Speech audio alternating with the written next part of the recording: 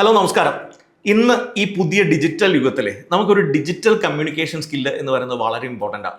അത് പ്രത്യേകിച്ച് നമ്മൾ ചെയ്യുന്ന സമയത്ത് നമ്മളൊരു സൂം മീറ്റിങ്ങിലോ അല്ലെങ്കിൽ ഗൂഗിൾ മീറ്റിലോ ഒക്കെ നമ്മളൊരു കാര്യം പ്രസൻറ്റ് ചെയ്യുമ്പം പണ്ട് പ്രസൻറ്റ് ചെയ്ത പോലെയല്ല, നമ്മൾ പണ്ടൊരു സ്റ്റേജിൽ നിന്ന് പ്രസംഗിക്കുന്ന പോലെയോ അല്ലെങ്കിൽ ഒരു ഇൻ്റർവ്യൂവിൽ പെർഫോം ചെയ്യുന്ന പോലെ തന്നെ ഇമ്പോർട്ടൻ്റ് ആണ് ഇന്ന് ഒരു സൂം മീറ്റിങ്ങിലോ ഗൂഗിൾ മീറ്റിലോ പ്രസൻറ്റ് ചെയ്യുക എന്നുള്ളത്.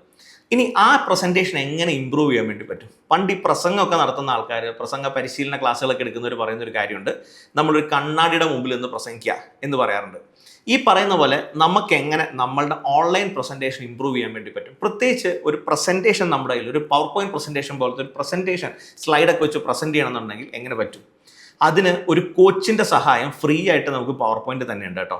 അതിന് വേണ്ടിയിട്ട് ഞാനിപ്പോൾ എൻ്റെ കയ്യിൽ ഒരു പ്രസൻറ്റേഷൻ ഉണ്ട്, content generation and content planning എന്ന് പറയുന്ന ഒരു മൊഡ്യൂളിൻ്റെ പ്രസൻറ്റേഷൻ ഉണ്ട്.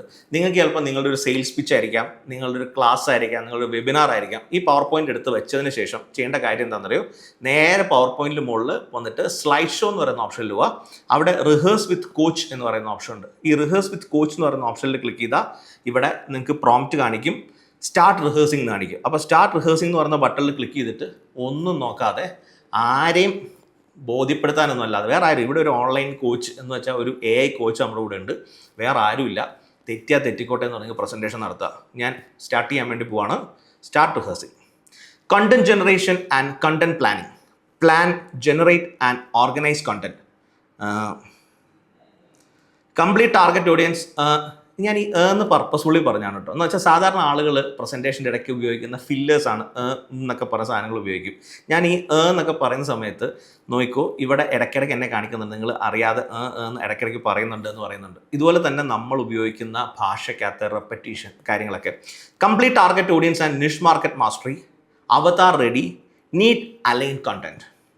Benefits of content planning. Speak to audience needs. Stay consistent. Save time. Boost results. ഇത് ഞാൻ ജസ്റ്റ് സ്ലൈഡിലെ കണ്ടന്റ് വായിക്കുക മാത്രമേ ചെയ്യുന്നത്. എന്ന് വെച്ചാൽ ഞാനിവിടെ ഷൂട്ട് ചെയ്തുകൊണ്ടിരിക്കുകയാണല്ലോ. എങ്ങനെയാണ് ഞാൻ ശരിക്കും എങ്ങനെയാണോ പ്രസൻറ്റ് ചെയ്യുന്നത് അതുപോലെ തന്നെ പ്രസൻറ്റ് ചെയ്യുക.